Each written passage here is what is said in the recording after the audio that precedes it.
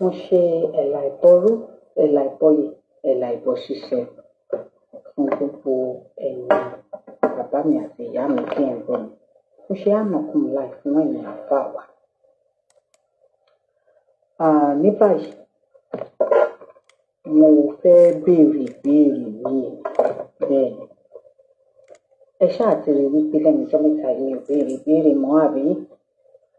Ṣùgbọ́n mo rí wípé àwọn alákatakítí àárín wọ́n ti ní àwọn ìjẹ́ká gbádùn lórí ilẹ̀ wa. Wọ́n sì ti ní ọmọ tó bá ní ìyá òun nìsùn, òun náà ní fojú kọ wọn. Òun ló ti fá fún àwọn ìbéèrè tí à ń béèrè lọ́wọ́ yín. Ìbéèrè ni kò fàjà, ṣùgbọ́n àti mo ti níbẹ̀ pé kàkà kẹ́ ẹ dáhùn èébú àti èpè. Ó sì ti mọ́ ńlá.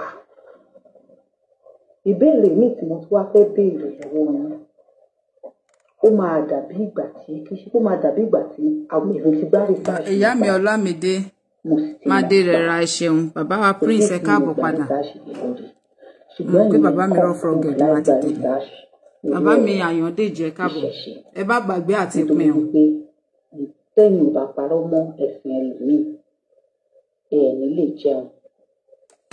Jamiu Ajagun wà ti jẹ́ ká mọ̀ bẹ́ẹ̀.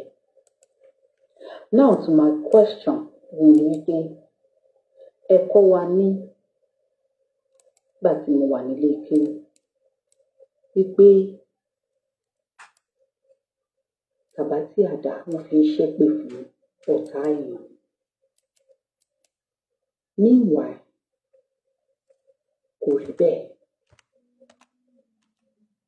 Bàbá tí àdá ó jẹ́ ọ̀rọ̀ ìbínú, ọ̀rọ̀ ìpè, irú bẹ́yìn náà ṣe ń ṣe káàkiri tí Muhammed sọ sí ọ́nkùlẹ̀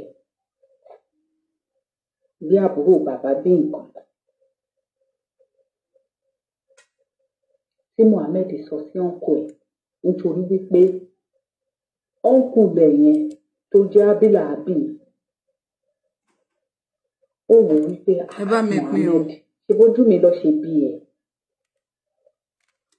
Ó wá dàgbà, ó wá fẹ́ fi ẹ̀sìn kan kó mi lómi ọbẹ̀ jẹ. Ṣé mo pé bẹ́ẹ̀ náà. Thank you for the love and like. Ní fọwọ́ yẹn gbọ́mọ sí láṣẹ ìgbìmọ̀ rẹ̀. Ẹ ṣeun. Nítorí wípé ẹ fẹ́ ṣàlàyé, ẹ dẹ̀ fẹ́ ká gbà bẹ́ẹ̀ ká má béèrè béèrè. Tipátìkú lẹ fi máa ń ṣe àlàyé.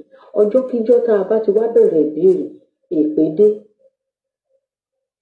Ìbẹ̀rù dé tẹ máa fi gbin ìbẹ̀rù sínú àwọn ọkàn àwọn èèyàn.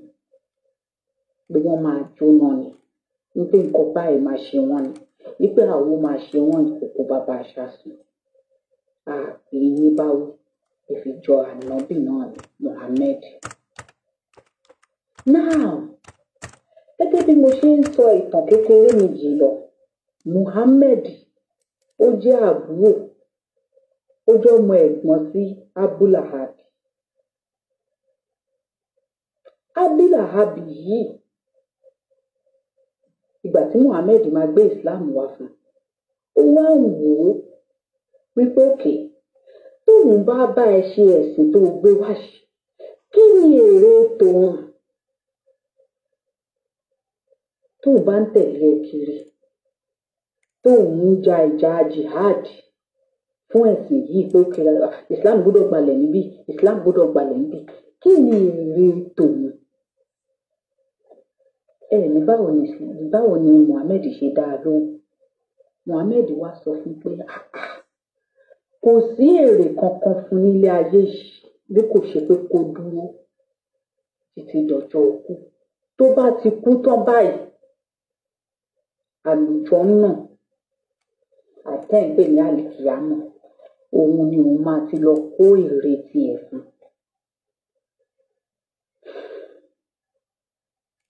Ẹ̀yin ìyá mi àti bàbá mi, bí Abilahabi ó ṣe tutọ́ sókè tó fojú gbà. Ìyá mi Búkẹ́ Ògúnṣẹ̀ká. Ọmọ tó bí lójú òun lánàá alánà yìí ló máa wá lu orí òun wípé kóun wá tẹ̀lé òun láì sí èrè nínú ayé yìí tóun máa jẹ àbí tóun máa rí gbámú gẹ́gẹ́ bí èrè. Òun ní láti dúró kóun ó kú tán kóun tó rí èrè jẹ. Ní Abilahabi bá pariwo síta pé ẹ̀yin ará Kùrẹ́ṣí, olórí burúkú ni Muhammed tẹ́ ń wò yìí o, onírọ́ ni. Nítorí wípé èmi tí mo jẹ́ òkùnlẹ̀ tó wá polongo Islam fún mi. Mo bèrè lọ́wọ́ ẹ̀ pé kí ni àǹfààní tí mo lè rí nínú Islam yìí ní ayé tá a jọ ń wojú ara wa yìí. Muhammed ò rí nǹkan kan sọ fún mi, ó ló dìgbà tóun bá tó kú. Ẹ jẹ́ kí n kà lédè Gẹ̀ẹ́sì fún mi kó lè bá yé yín.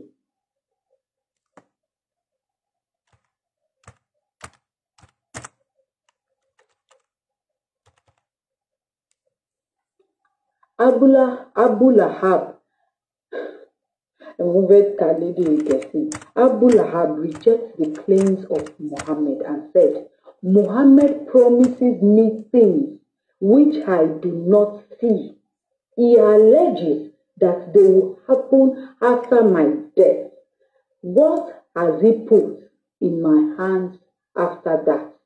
Then he blew on his hands and said, May you perish. I can see nothing in you of the things that Muhammad said.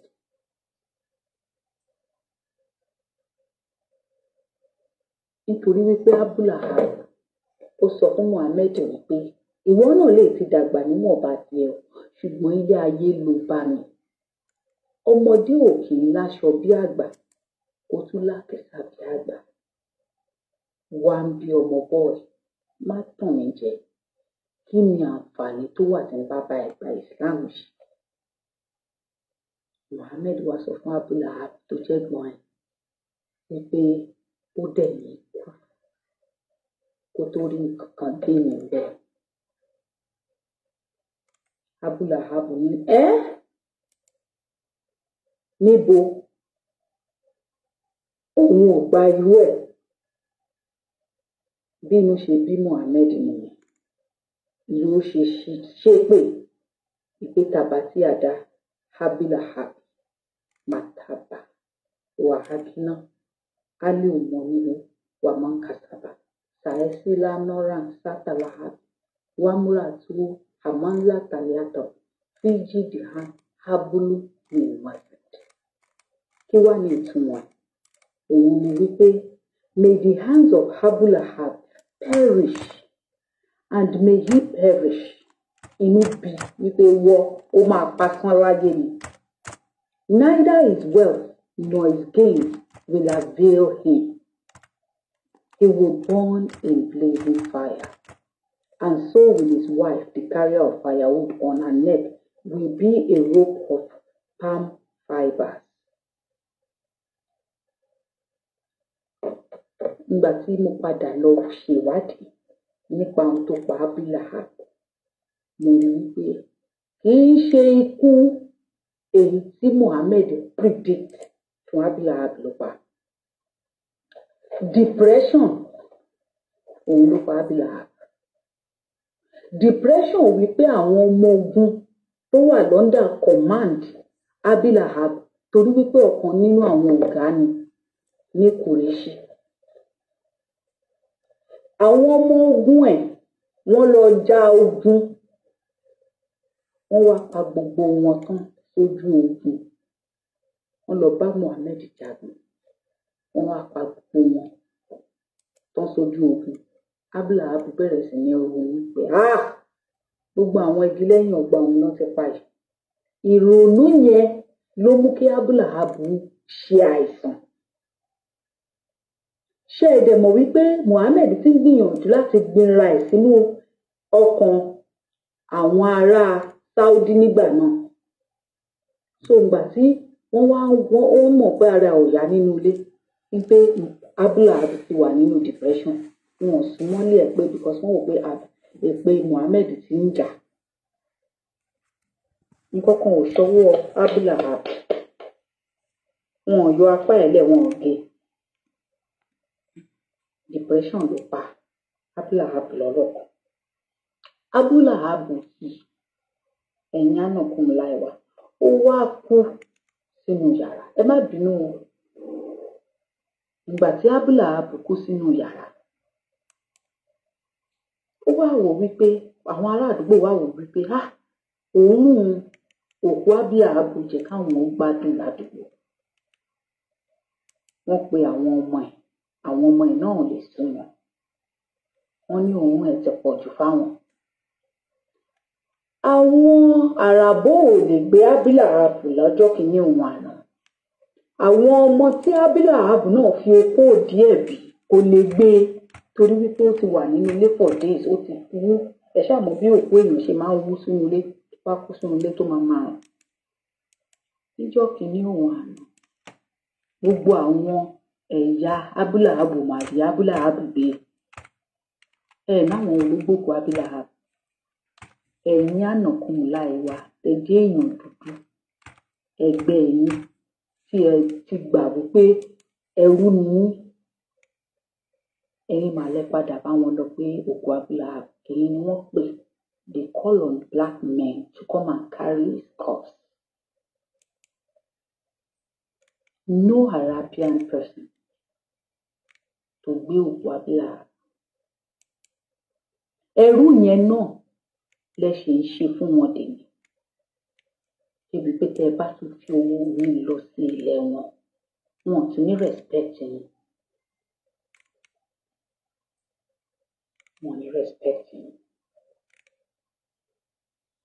kò sí bó ṣe lè nù kó tó iye owó tẹ ẹ bá náà nítorí wípé ẹ̀yin lẹ́yìn ò kí ń mọ ìtàn àwọn mọ ìtàn wípé àwọn baba ńlá kú bàbá yín bíi kí wọ́n gbókùú bíi kí wọ́n ṣe àwọn iṣẹ́ òórùn iṣẹ́ ìdọ̀tí tí àwọn táwọn jẹ́ ọmọ owó lè ṣe òun pé àwọn àràbò náà pé àwọn dúdú lẹ́rú so ẹrú tó kù tí wọ́n ní imí tíntín létí àwo gbẹ̀gìrì ni tó bá tán lójú kò ní tán lọ́kàn àwọn àrọ́mọdọ́mọ wọn mọ̀ wípé kò sí ohun tẹ́yìn máa wá ń ṣe ní ilẹ̀ wọn ju pé kẹ́ ẹ ṣe ẹrú lọ kọ́kọ́ òní lẹ́rú òun ló fà á tó jẹ́ pé ní ìgbà sí ìgbà lóòrèkóòrè lásìkò kásìkò tí ẹ bá lọ sí Saudi Arabia láti lọ ṣe hajj wọn kì í bu ọ̀wọ̀ fún yín wọ́n máa ń padà rí yín bí ẹni ilẹ̀ ńlẹ̀ ni nítorí wọ́n mọ ìtàn nígbà àwọn baba ńlá bàbá wọn ẹrú yín lọ́dọ̀ wọn. so tẹ́ ẹ bá wá ń sọ̀rọ̀ torí ọ̀pọ̀lọpọ̀ yín tí bá ń ṣe ètò ẹ máa kọ tàbá tí àdàkó máa bá ẹ Abilahabi èmi ò ń ṣe Abilahabi èmi ò kì í ṣe ìran Abilahabi mi ò dẹ̀ kì í ṣe ẹrú àràbọ̀ ẹ̀yin tẹ́ jẹ́ undertaker agbókùú Abilahabi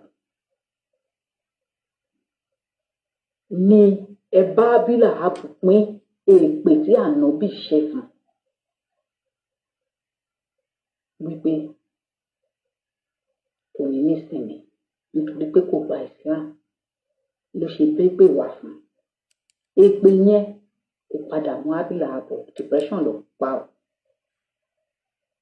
èpè yẹn ni àwọn ará àdúgbò Abilahabi bẹ̀rù tí wọ́n jẹ́ àràbọ̀ tí wọn ò fi lè sún mọ́ ilé ẹ̀ nígbà tára ẹ̀ yá òun ni àwọn ọmọ bíbí inú Abilahabi náà ń bẹ̀rù pé káwọn bá fọwọ́ kan bàbá àwọn èpè yẹn máa mú àwọn wọ́n wá wò pé tára lè fi ṣe kínní yìí o ṣe báwọn ẹrú yìí wà ń bẹ àwọn ọkùnrin dúdú pọ̀ lọ́tọ̀gbọ́lọ́tọ̀ yìí òun ló bá pe àwọn baba ńlá yín láyé àtijọ́ ẹ̀yin mùsùlùmí ilẹ̀ káàárọ̀ òkèèrè tẹ̀mí jẹ́ agbádùn nílé wa ló yá iṣẹ́ yín nìyẹn látàyé báyé ọ̀pọ̀lọpọ̀ yín ṣiṣẹ́ undertaker àwọn òkú tí wọn ò lè pè tó ń burúkú lè padà ṣe ní Mọ́kà. Ìbéèrè ni o, ìbéèrè ibi tí ìbéèrè mi ti wá jẹyọ ni. Now, mo kí yín ẹ káàbọ̀ sórí ètò. Ṣé rí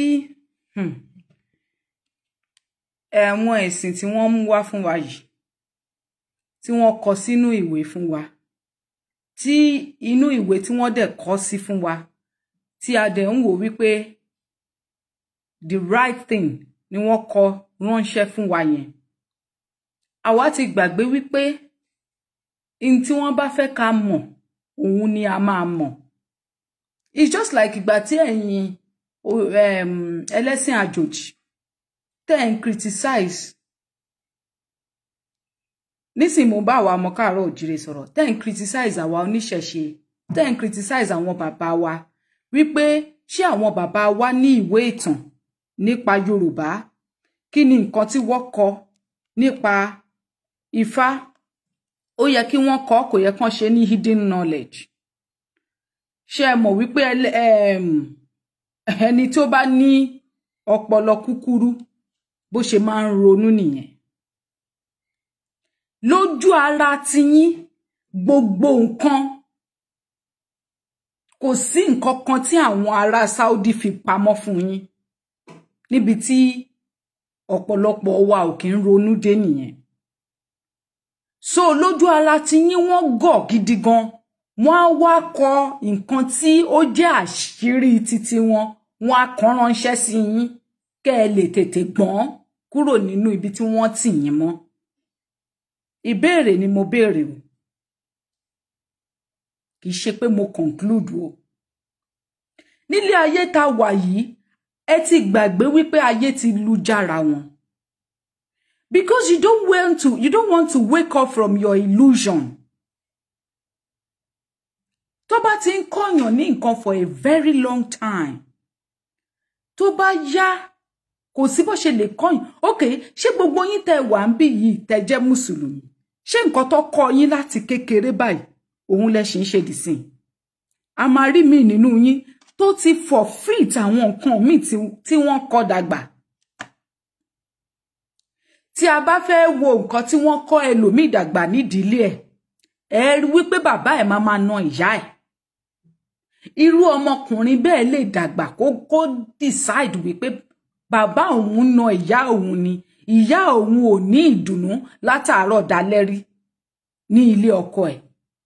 Kóhun fúnra rẹ̀ wá decide wípé òun ò ní ever ṣíwọ́ lu obìnrin. Ṣebí nǹkan tí bàbá ẹ̀ kọ́ ni kó máa na obìnrin dàgbà. Ṣebí nǹkan tó rí tó witness dàgbà ni wípé kán na obìnrin, kí wọ́n ṣe obìnrin níṣekúṣe. Ṣùgbọ́n nígbà tóun dàgbà, ó fúnra rẹ̀ tinú ara ẹ̀ rò wípé ìgbàkígbà tí ìyá òun, tí bàbá òun bá na ìyá òun, inú ìyá òun ò kí ń dùn, inú ìyá òun máa ń bàjẹ́. Possibly nígbà míì ìyá yẹn lè máa ṣépè fún bàbá yẹn níṣojú ẹ̀. Àbí ní kò ní mọ̀ wípé ọmọ yẹn gan wà nítòsí tá máa gbé ọkùnrin yẹn ṣépè. A wò pé definitely nǹkan tí bàbá mi ṣe fún ìyá mi kò dùn mọ́ ìyá mi nínú. Tóun náà bá wá fẹ́ ìyàwó, a wá máa rò nínú ọkàn ẹ̀ wípé òun á gbìyànjú kóun má gbé ọwọ́ òun sókè láti na obìnrin. Á dẹ̀ ṣe kínní, á dẹ̀ múṣẹ, á dẹ̀ máa fi ṣe ìwà wù. Ṣé ó padà dàgbà the way bí wọ́n ṣe tọ́ dàgbà ṣá? Torí gbogbo wa la ní orí tí a fi ń ronú. Obìnrin míì ó lè wà nílé ọkọ, nílé ìyá ìgbà tí ìyá ẹ̀ ń tọ́ dàgbà. Ó lè rí wípé kí ló fẹ́ ṣe? Ó yá sùn. Ó lè rí wípé ìyá òun, the way tí ìyá òun ṣe ń bá bàbá òun sọ̀rọ̀, kò dùn mọ́ bàbá òun nínú. Ìyá òun ò ka bàbá òun sí, ìyá òun ò fún bàbá òun ní ọ̀wọ̀ èèyàn kan ṣo báyìí. Ọmọbìnrin yẹn àti kékeré á máa rí wípé inú bàbá òun ò dùn sí irú ìwà tí ìyá òun wù. Á ṣe kí ni? Á máa dàgbà, á máa wò pé òun ò fẹ́ kí òun ní irú ìgbéyàwó ìbànújẹ́ tí ìyá òun àti bàbá òun ní. Tó bá wá dàgbà, á wá ọmọkùnrin tó nífẹ̀ẹ́, a ṣe kíni a máa build home ẹ̀ kò ní jẹ́ ìlànà tí ìyá àti bàbá ẹ̀ fi build home ara wọn láti fi create peace nínú home tiẹ̀ nínú ìgbéyàwó tiẹ̀. So tẹ́ bá wá sọ fún mi wípé ẹ̀sìn wọ́n wá mú wá gbogbo nǹkan tẹ́ ti ṣe níbẹ̀bẹ̀rẹ̀ pẹ̀pẹ̀ ayé yín kò ju pé kán ka Quran tí wọ́n kọ sínú ìwé tí àwọn kọ àwọn ará Kùrẹ́ṣì ìtàn àwọn ará Had ìtàn ara wa àwọn ará kí ló ti ń porúkọ àti Mẹ́kà Mẹ́dínà gbogbo ẹ̀ lẹ́ka dàgbà èèyàn ń dàgbà ọpọlọ ẹ̀ náà ń dàgbà náà bó jẹ́ ìṣẹ̀ṣe náà ló fi tọ́ọ̀yàn dàgbà èèyàn á máa wò ó èèyàn á wọnú ẹ̀ èèyàn á wò ó wípé òkè ìṣẹ̀ṣe tó fi tọ́ mi dàgbà yìí ṣé nǹkan tó tọ́ ni ṣé nǹkan tó yẹ ni ṣó gbè wá nínú ẹbí wa ṣé ìṣẹ̀ṣe tí wọ́n fi tọ́ mi dàgbà yìí nígbà tí mo wọnú ẹ̀ lótìtọ́ àti lódodo ṣé wọ́n ń fi èèyàn rúbọ ṣé wọ́n ń fi èèyàn ṣètùtù ibo ni wọ́n ti lọ rí àbílẹ̀ babaláwo ni wo ni ìyá mi àti bàbá mi ti lọ rí tí wọ́n sọ fún wọn wípé tẹ́ bá ti lọ mú àtàǹpàkò èèyàn tẹ́ mú mọ́mọ́ ọ̀ka èèyàn ẹ máa wá mú papọ̀ mi ò mọ̀ ń ṣètò lọ́wọ́ ẹ jọ̀ọ́ mi ì tí ì gbé kọ̀ mo ń ṣe ètò lọ́wọ́ ni. So tí ẹ bá dàgbà bẹ́ẹ̀ yẹn tẹ́ wá rí bẹ́ẹ̀ yẹn wípé ẹ wá change àwọn ìwà kan tẹ́ fi wù dàgbà tí wọ́n fi kọ́ yín omi ò di o. Hello bàbá mi mo ń sọ̀rọ̀ ni mi ò tiẹ̀ tí bẹ̀rẹ̀ ètò rárá ẹ jọ̀ọ́ mo ń bọ̀ ẹ lè pè padà wọlé létà ẹ ṣeun bàbá mi ẹ má bínú sí mi tí ẹ bá ti ń pè bẹ́ẹ̀ yẹn mi ò ní máa lose thought ni ẹ má bínú ẹ jọ̀ọ́.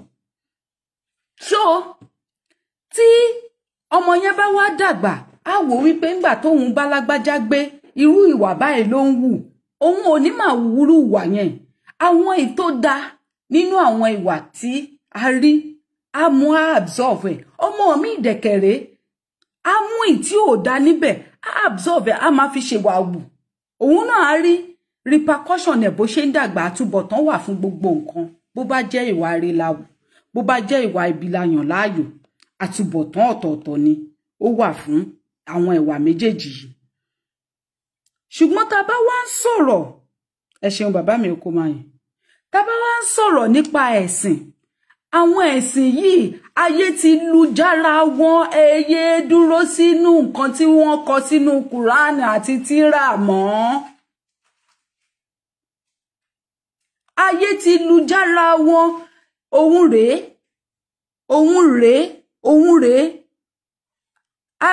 most of yín gan ò mọ real name Abilahabi most of yín ẹ mọ real name Abilahabi ẹ mọ wípé his real name was not even Abilahabi Abilahabi yẹn tonation wa la wá fi ń pè Abulahab yẹn dẹ̀kẹ̀rẹ́ nickname ni his real name is mẹ́jọ ẹ jẹ́ kí n wo Wikipedia yẹn ná èmi náà mọ̀ tẹ́lẹ̀ ìgbà tó di wípé bóyá kíní òun ni this is his real name Abdul Al-Uzza ẹ wo Abdul Muttalib better known as Abulahab ṣé ti rí ẹ bèrè lọ́wọ́ ọmọ mùsùlùmí mélòó ló mọ̀ wípé yàtọ̀ sí Abulahab bọ̀bọ́ yìí tún jẹ́ Abdul Muttalib wọ́n mọ̀ Abulahab tó ti gbọ́ láti kékeré yẹn ló ti gbé sí ọpọlọ ló dẹ̀ ti fi ń ṣèwàwù ló dẹ̀ ti fi ń sọ̀rọ̀ látúmaka tàbátì àdá Abilahabi ẹni tó ń ṣépè fún ní tàbátì àdá Abilahabi ó dẹ̀ ń fi ìgbà tó bá máa sọ̀rọ̀ wá sọ pé tàbátì àdá Abilahabi wàtàbà máa gíná á ní ìmọ̀lùú wà máa ń kàtàbà sàyẹ́sí lánàrà sátàláàbì ókè nísìn ìgbà tó sọ pé tàbátì àdá tó wá fi Abilahabi sí lẹ́yìn bóyá Jamiu ló ń bá jà bóyá Ìṣá ló ń bá jà bóyá Kàmọ́rù ló ń bá jà àti bẹ́ẹ̀ bẹ́ẹ̀ lọ ṣùgbọ́n ó wá fẹ́ ka súrátù tàbátì àdá yẹn ó wá sọ pé tàbátì àdá Abilahabi definitely Abilahabi ló ń ṣépè fún Because you are too indoctrinated to know these things. Tabati ada mewa, ko ma ba won tawa, tabati ada kan, kini sajaha kan. Ma mo ìtumọ̀ àwọn nǹkan tẹ́ ń sọ yìí. Kò ń ṣe pé anything ó lè jẹ́ wípé bóyá òun ṣe business nínú Islam. But that doesn't make you a fool for life because it's giving you food on your table. Abilahab is his nickname. He has his real name, which is Abu Mutalib. But nígbà tá bá research àwọn nǹkan yìí, nǹkan tó fi kọ́ wa láti kékeré, òun ló máa wà lórí wa dàgbà. This is it. Wọ́n kọ síbẹ̀, wọ́n ní and Abu Lahab indeed had exerted his utmost to defeat and frustrate the message of Islam presented by the prophet. But hardly 7 or 8 years after the revelation of this surah, most of the big chiefs of Quraysh who were a party to Abu Lahab in his hostility to Islam were killed in battle of Badr. Ṣé Badr yẹn ṣe lẹ̀ Yorùbá ló ń jẹ́ bẹ́ẹ̀? When the news, gbogbo àwọn ìtọ́ fi ń jagun ní ilẹ̀ Kùrẹ́ṣì yìí, tí wọ́n fi ń jagun ní Badr yìí, àti ní Ọ̀yọ́, àti ní Ògùn, àti ní Ìpẹ́rù, àti ní Ìjẹ̀bú Òde, Ìjẹ̀bú Igbó, Ìjẹ̀bú Ìṣíwọ̀. Àwa náà ti ní history tiwa, ti ní some of the things tó ń ṣẹlẹ̀ níbẹ̀. Àwọn Àwórì ti wà ń bẹ̀, àwọn tó máa ja ogun, tó máa lé òyìnbó lọ, tó máa ja ogun, tí wọ́n máa lé Fúlàní lọ, àwọn tó ń ja ogun, tí wọ́n lé Àràbó lọ, kó má wá máa kó àwọn ọmọ wọn lẹ́rú, wọ́n ti wà ń bẹ̀. Tí wọ́n ń jà. And we have historians amongst us. We have our history book on these Amazons.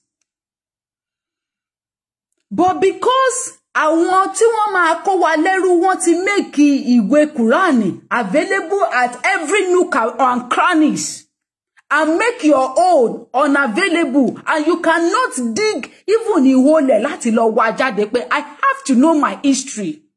This was happening in their own space. We have things running ní orí space ọ̀dọ̀ tiwa by our forefathers, even while this was happening in Quraysh. But we are not even interested in nǹkan tó ṣẹlẹ̀ lọ́dọ̀ tiwa.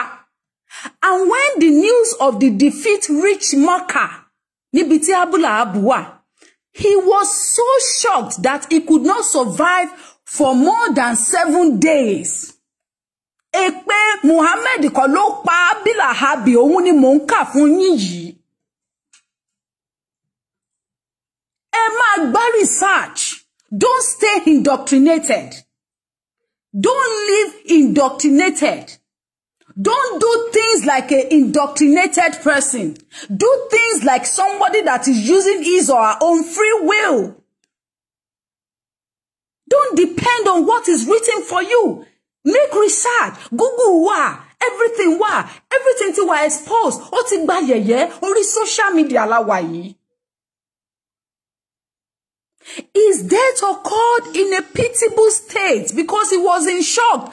Depression mú Abilahabi pé wọ́n ti pa àwọn ọmọ ogun òun, wọ́n ti pa àwọn tó rí bí brothers ẹ̀.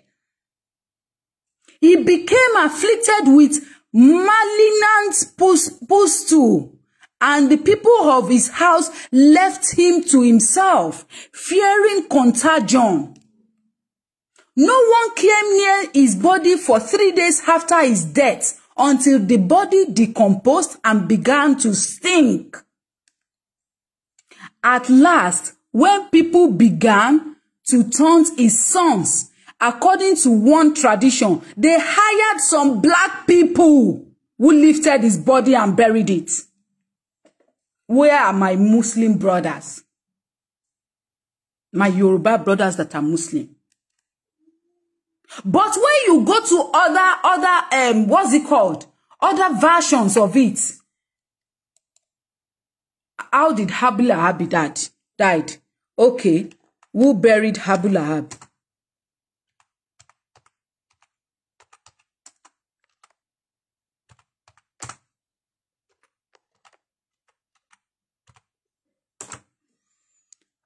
go to another version, they will not write black people. They will say slaves. Ohunre. It is disgraceful. You should be ashamed of leaving your father to rot in his house and not bury him from the sight of men. Then they sent in slaves. Slaves. Because they don't want to write the real word. That they sent in black slaves. As I read for you here. Shetiri, some black people, which they tag slaves here to remove his body. And you are wondering, we pay en lọ sí Mecca lọ́dọọdún, wọ́n dẹ̀ ń ṣe yín bí ẹni ṣe ẹranko. Ṣé rò pé wọ́n gbàgbé ìtàn ni? Ìtàn mélòó ni wọ́n ti kà rí wípé àwọn baba ńlá wa mú àwọn òyìnbó, wọ́n dẹ̀ fi wọ́n ṣe ẹrú, wọ́n dẹ̀ bẹ̀rẹ̀ sí ní pa wọ́n bí ẹran. Ìtàn mélòó ló ti kà débẹ̀ ó jèrè. Ṣùgbọ́n ó ti ka ìtàn báwọn òyìnbó ṣe kó wa lẹ́rú, bí wọ́n ti ṣe fi wá ṣe ẹrú, tán ṣe bayé wa jẹ́, tán ṣe gbogbo nǹkan fún wa. Àti ìgbà yẹn dé ìsìn, òyìnbó mélòó ló lè kà tó nífẹ̀ẹ́ dúdú, tó nífẹ̀ẹ́ wa dénúdénú, because wọ́n gbàgbé history. Wọ́n rántí wípé ẹrú ni wá láyé ìgbà náà, wọ́n ò dẹ̀ lè jẹ́ kí ẹrú wá ṣe kíni kó wá máa figagbága pẹ̀lú wọn. The same thing goes to the Arabian people. The same thing goes to the Arabian people. They know history. The same thing goes to the Fulani people. They never forget history. Àti kékeré ló ti máa sọ history fún àwọn ọmọ wọn. But when our own people are busy reading histories of the Arabians, histories of the white people, histories of the Israelite people. Láti kékeré.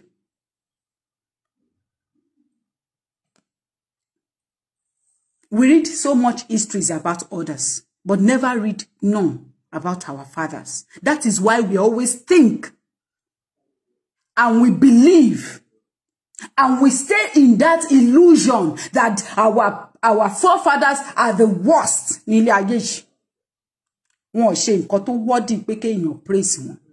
Because you have never read about them. Because you only want to stay indoctrinated. You don't even care.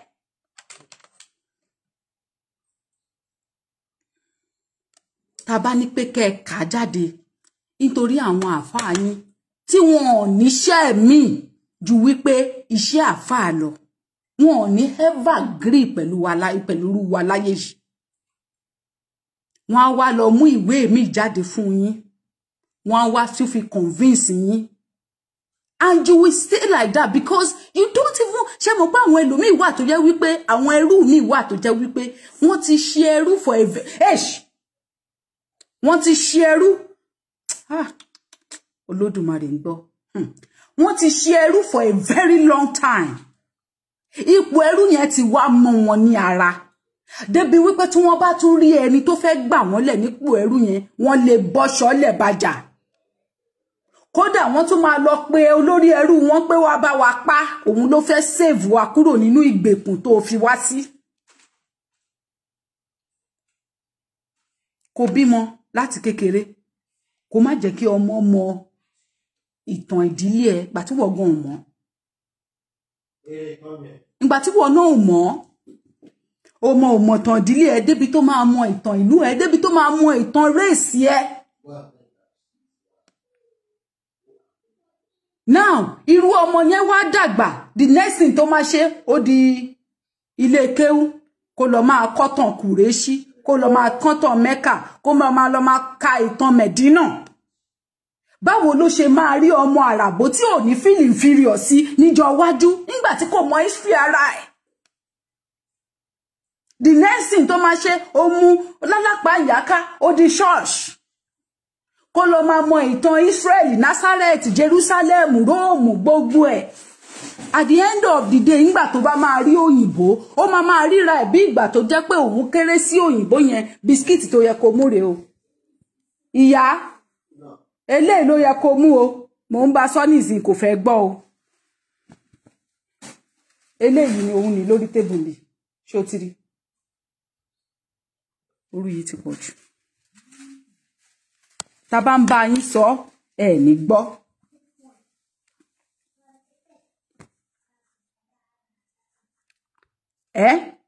ká wí fún ni ká gbọ́ òun láwo wọn nílé alára ká sọ̀rọ̀ fún ni ká gbà òun láwo wọn lókè jèrò àwí ìgbọ́ àfọ̀gbà òun ló ń jẹ́ ká kọwọ́ àbámọ̀ bẹnu níjọ́ iwájú nítorí pé tá a bá bá yín wí tá a bá bá yín sọ tá ẹ bá gbà òun lè fi máa bí àwọn ọmọ tó jẹ́ wípé naturally ní ọpọlọ wọn ti ń rí wípé àwọn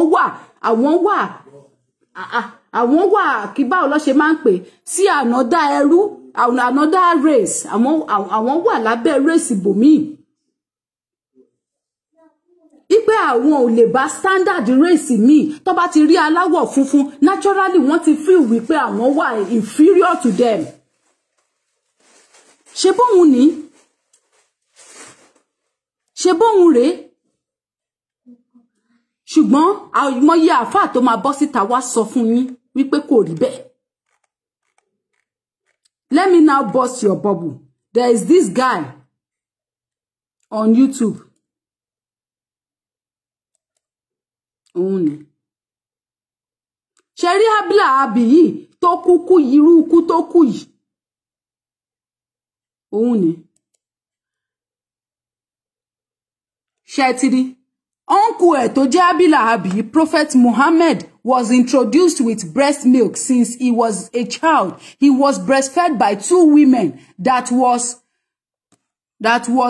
Suwaiba, who was slave to Abulahab, before he was breastfed by Halima al-Sadiya of Bani Sad. Halima al-Sadiya personality has a big influence on the life of Muhammad. Ṣẹ̀tìrí bẹ́ẹ̀ yẹn.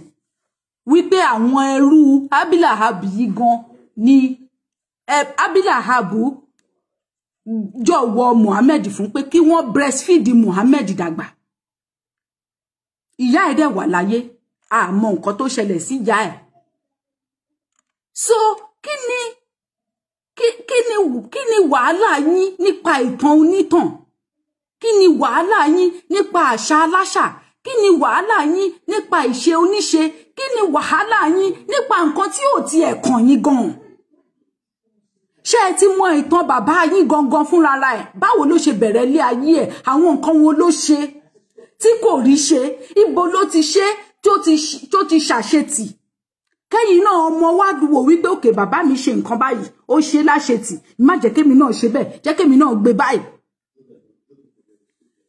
Ṣé mọ history ìyá tó bí yín lọ́mọ fúnra ẹ̀? Ṣé mọ bó ṣe kékeré ẹ̀? Ṣé mọ bó ṣe dàgbà? Ìgbà tó dàgbà ṣé mọ nǹkan tí àwọn nǹkan tó pass through? Ẹ mọ̀. Ṣùgbọ́n ẹ ti mọ gbogbo family Muhammad. Ẹ ti mọ gbogbo family Jésù Mary Magdalene. Ẹ fẹ́ wá máa fi yẹn ṣe àwòkọ́ṣe nínú life ara tiyín. Ìdí nìyẹn tó máa fi ṣe oríṣiríṣi nǹkan tó jẹ́ pé níbikíbi tí ẹ bá ń lọ ẹ máa wà lábẹ́lẹ̀ ni. Kì í ṣèpè. Tó bá jẹ́ pé bá ṣe ń dàgbà, many of us a mọ̀ wípé ojú ogun làwọn bàbá wa ti kọ orin ẹ̀yọ̀. A mọ̀ náà. Ìjọ tí máa kọ́kọ́ gbọ́ láyé mi, ẹnu ọmọ Yíbò ni mo ti gbọ́. Gbogbo wa la mọ̀ ọmọ Yíbò tó ń sọ̀rọ̀ Yorùbá nation, tó ń sọ̀rọ̀ pé kí lorúkọ bọ̀bọ́ yìí ẹ máa mọ̀. Tó ń sọ̀rọ̀ wípé kí wọ́n pé constitution ò dáa kìnnìkan tó bá àwọn bàbá kí tó yè ṣeṣẹ́ ń gbà kan. Tó ní ẹyọ ayé ilé ẹyọ bàbá ń ta wá tó fi góòlù ṣeré. Àwa onísanwó oníbodè òdìlé àwa kàn máa ń kọ orin yẹn ni. Tó ní nàjì ó ṣe jàre ayọ̀ mi. Àwa kàn máa ń kọ orin yẹn kékeré ni because orin tá gbọ́njú bá nìyẹn, ṣùgbọ́n àmọ́ story díẹ̀ ìgbà tó jẹ́ pé ìdí ilé kéwú ni wọ́n fi wá sí. Ìgbà tó jẹ́ pé ṣọ́ọ̀ṣì là ń lọ. A mọ̀ wípé ojú ogun nígbà tí àwọn bàbá ńlá wa ń fi ẹ̀mí dígun kóyìnbó má bàa wá kó wa lẹ́rú lórí ilẹ̀ wa. kí ilẹ̀ wa má bàa di tẹlòmíràn òun ni wọ́n ti kọ orin ẹ̀yọ̀ yẹn. We know nothing about these people, yet we continue to castigate them, insult them, rubbish them, do all sort of things to them. Ta ló ṣe wá báyìí? Ta ló ṣe wá báyìí? Kò bímọ, káwọn ọmọ ẹ máa mọ story ayé ẹ, káwọn ọmọ ẹ máa mọ bó ṣe dàgbà, kó máa mọ anything, irú sọ́fà tó sọ́fà rí láyé ẹ, àwọn ọmọ yẹn ò mọ̀. But the next thing, kó máa sọ pé ìyá òṣì wo nìyẹn, bàbá wèrè wo nìyẹn, olóṣì tó jẹ́ pé gbogbo ọjọ́ àárọ̀ ẹ̀ báyìí rádaràda ló fi ṣe.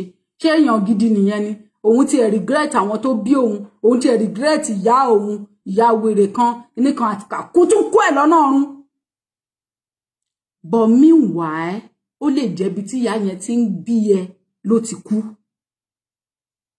Ó lè jẹ́ wípé ńgbà tí ìyá yẹn wà nínú oyún ẹ, wọ́n sọ fún wípé ọmọ yìí o bá méjì ni o, ìzídà ká sèvù yá ọmọ máa lọ àbí ká sèvù ọmọ kí ìyá máa lọ. Ìyá dẹ̀ sọ pé wò òun ọmọ bóyá èèyàn kan ṣo tóun máa bíre, ẹ jẹ́ kóun máa bá tóun lọ ká sèvù ọmọ òun. Irú ọmọ yẹn á wá dàgbà nítorí pé ó dàgbà sílé kéwú, á wá ní kò ní yẹ ìyá òun. Ẹ rí wípé ó máa le kò ní bá mọ́ láyé. Ẹ rí pé ó máa le kò ní bá mọ́. Ẹ rí pé irú ọmọ bẹ́ẹ̀ ó máa le kò ní bá mọ́. Ní ìmọ̀ bí tí mo fi kíní sí. Tá bá dẹ̀ ń bá yín sọ, ẹ máa rò wípé wọ́n hate yín ni, wọ́n hate Islam ni, wọ́n hate. Kí ló kàn mí pẹ̀lú Islam? Kí ló kàn mí tí máa fi sọ pé mo hate Islam?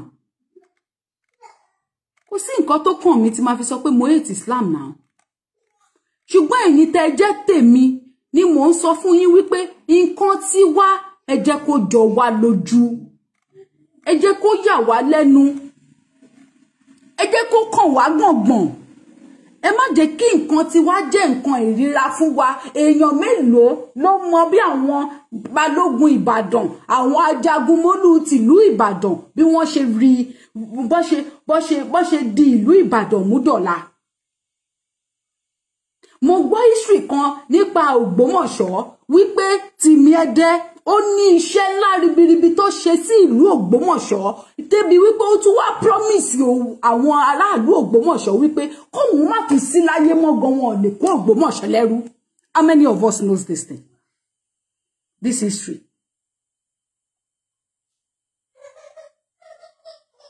Ṣé Tìmíẹdẹ ni àbí ta ni kí má lọ gbé fúnra wọn táwọn historians bá máa wá síbi. That is what I will be doing these days. I will go and máa lọ wọ́ọ̀dì àwọn historians wa lórí Clubhouse kí wọ́n máa bọ̀ lórí Facebook. They have to tell us history. They have to tell us how our forefathers were brave warriors. How many of them died? How many of them never looked back? Mélòó nínú wọn tí ó wẹ̀yìn wò tí wọ́n wò wípé àbí ká ní káwọn lọ kú sẹ́ ó bẹ́tà. Òyìnbó tí kì í wẹ̀, àwọn Fúlàní tí kì í wẹ̀, wọ́n wá gba ilẹ̀ mọ́ àwọn àrọ́mọdọ́mọ wọn lọ́wọ́. Irú ìtàn wo làwọn fẹ́ máa pa fáwọn ọmọ yẹn lọ́jọ́ iwájú? Ipe ilẹ̀ yìí o Yorùbá ló ní tẹ́lẹ̀ o. Ṣebí ọ̀pọ̀lọpọ̀ wa là ń sọ wípé ìlú Ìlọrin tilẹ̀ Yorùbá ni. Ṣebí insult yẹn ìgbà tó dé nísìn gbogbo wa ń rí. Ṣèbá gbogbo wa fi bẹ́pẹ̀ ní o bí ìwúre ní o ìkànnù aṣàfihàn ránṣẹ́ sáfọ̀njà ń bẹ̀ àti whoever tí wọ́n jọ plan gbogbo rádaràdá yẹn. But ká wá fúnra ra wa péra wa jókòó wípé kí ní yìí sẹ́ báwo ló ṣe lọ irọ́ ni. We only stay okay o subhanallah. Subhana kí ni wàhálà ilé ayé ẹ pẹ̀lú subhana láì àti subhana tú? Kí ni? Ṣé bí èèyàn ń dàgbà ọpọlọ ẹ̀ ń dàgbà ni?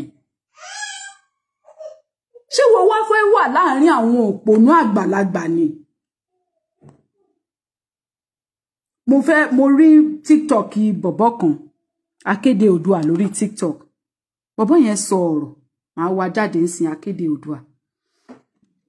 ó sọ ó ní Oríyọmí Hamzat ó wá ń bínú pé wọ́n akéde Oòduà onda a gbé jáde fún yín ó ní wá ń bínú pé wọ́n máa treat ẹ ó ní ṣé ìwọ tí okay ohun rèé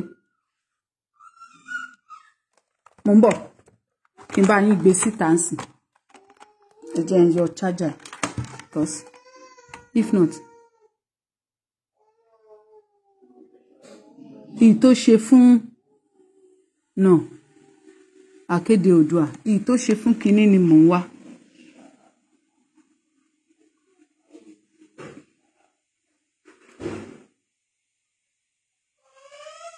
Okay ohun rèé ń bọ̀ mi mọ̀ gbà tí mo gbé kámẹ́rà sójú ara mi because I was so. tá a bá rún mọ́ àwọn white tí wọ́n gbé wa lọ sí ara tá a bá ń padà bọ̀ tá a bá fi wá nu mọ́tò yẹn bí ajá ni wọ́n lé wa. ẹ máa gbọ́ o. Yes a lè tó pa àwọn Morocco. ó máa sọ̀rọ̀ ń sìn. a lè tó pa àwọn Egypt a lè gbogbo African countries ló lè ti ń kó wọn kò sẹ́yìn ọ̀kan báyìí tó ń kó Nàìjíríà. Ó yá. tàbí wọ́n láàyè wọn ìkọ̀kẹ́ wọn láàyè kò sí ẹ̀yọ̀kan báyìí tó ń kó àwọn ọmọ Nàìjíríà ni àwọn aráàlú káàkiri nínú àwọn àmọ́ ọ̀bọ̀ gbígbé àwa nìkan ni àwọn kí ló dé tẹ́ ẹ̀ ṣètò tó yẹ pé ìlànà ẹ̀bẹ̀ yẹn ò jẹ́ mọ́mọ́tò gbogbo wa alájọ máa rìn àti gbogbo orílẹ̀-èdè takú sínú mọ́tò kan ó ní kí n bọ́lẹ̀ mọ́ ní gbọ́ gbogbo àwọn táwọn àbínú mọ́tò ìlàsùn lọ. ok kì í ṣe ibi tí akéde Oòduà ti sọ̀rọ̀ rí mo fẹ́ gbé nǹkan tó sọ.